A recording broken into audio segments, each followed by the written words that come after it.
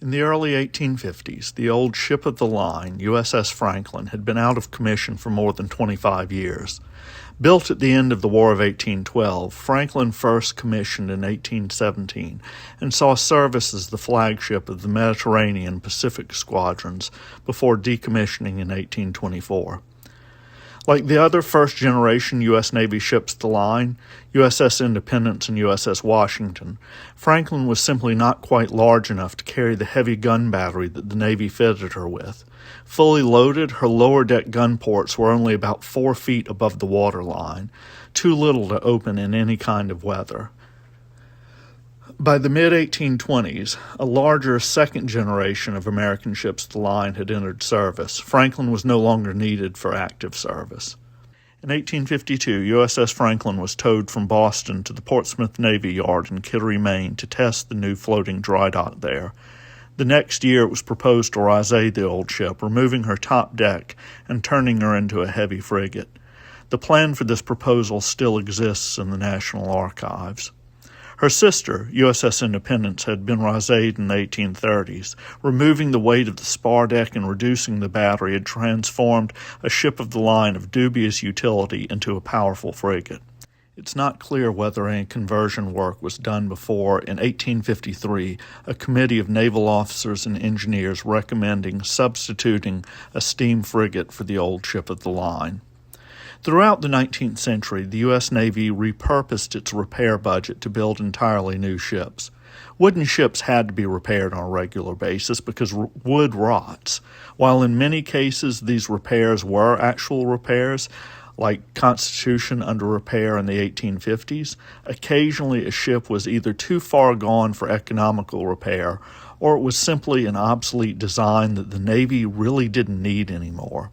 Such was the case with the famous old USS Constellation, which in the early 1850s had rotted to the point of sinking. The Navy kept her name on the books, reported that she was to be repaired, but in fact built an entirely new ship, maybe taking a few symbolic timbers from the old ship over, but really little else. Officially, she was the old ship and was celebrated as such.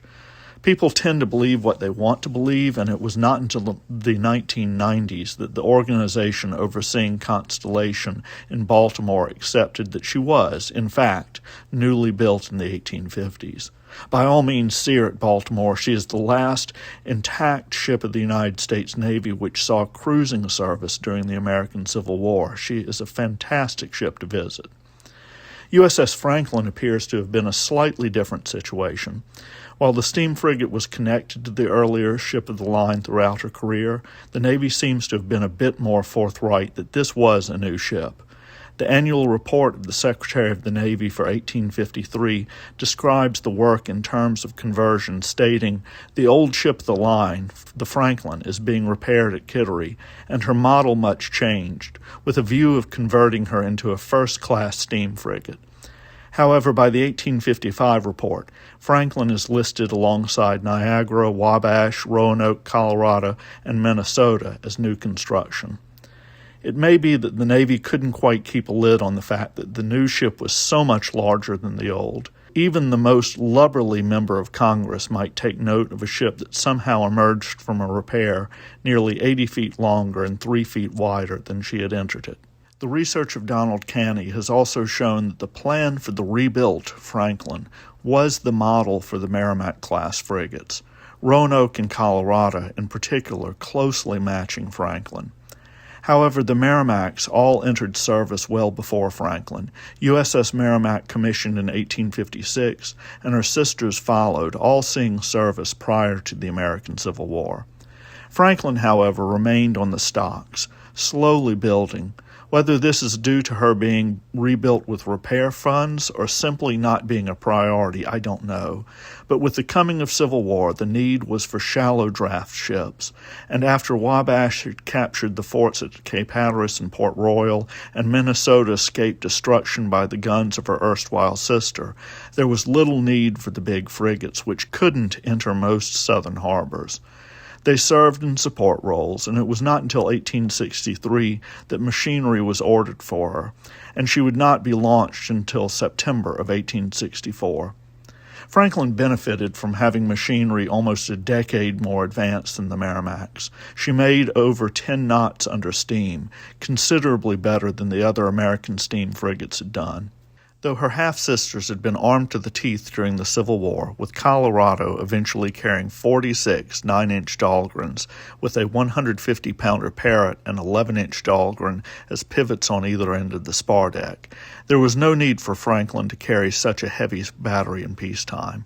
She mounted 34 9-inch Dahlgrens, 4 100-pounder Parrott rifles, and a single 11-inch Dahlgren, likely in the forward pivot position on the spar deck.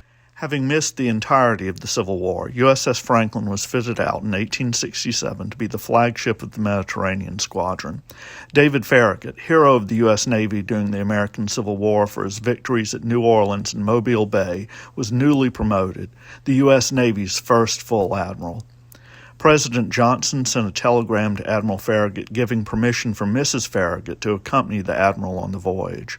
Permission was also extended to the wife of Captain Pincock as well. This was not merely to give the admiral and captain the companionship of their wives on the year-long voyage. The mission ahead of them was largely diplomatic. Over the coming year, the two officers would be attending innumerable functions ashore in every port of call and hosting nearly as many on board.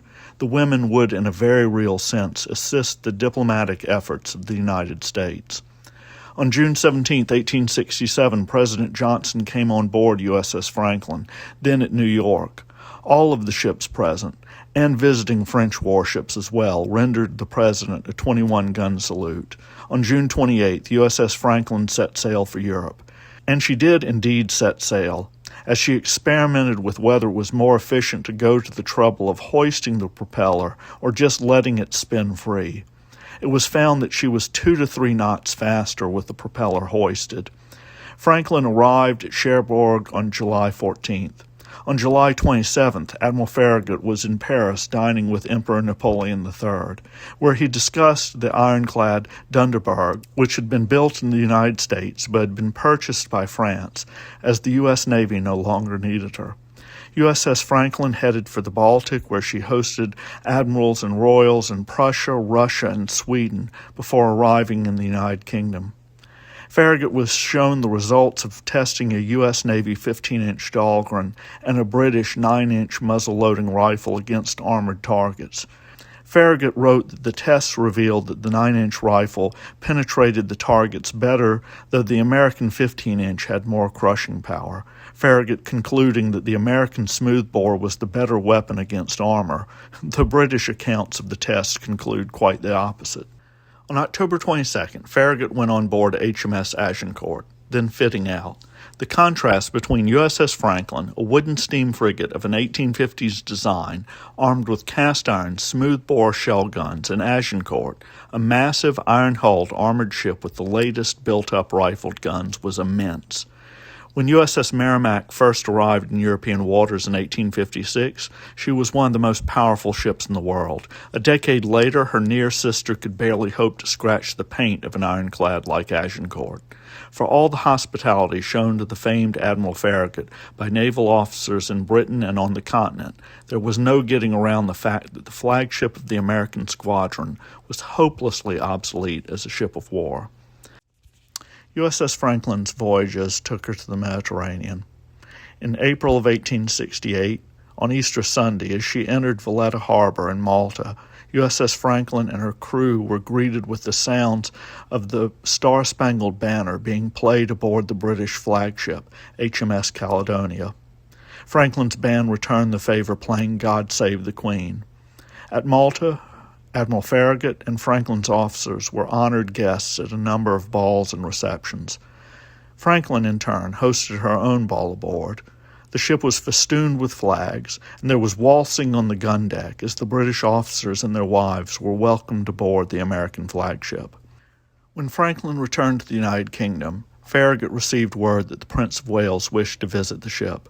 Franklin's crew made ready, and on July 14, 1868, the royal yacht Victoria and Albert came alongside, and the future King Edward VII and his brother Alfred, Duke of Edinburgh, came on board.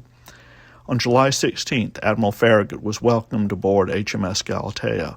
which was commanded by the Duke of Edinburgh, a Royal Navy captain who, with his crew, had just returned from a round-the-world voyage.